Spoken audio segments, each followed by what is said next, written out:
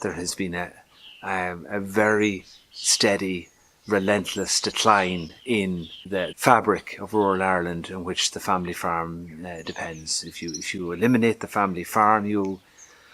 destroy the soul of rural Ireland, and the National Party is committed to winning back the soul of rural Ireland, saving rural Ireland, restoring the profitability of the family farm, which is central to that and integral to that objective. And the policies of the National Party are the only policies that will rescue the family farm and rescue rural Ireland from its ultimate demise and from the current terminal decline that it's suffering.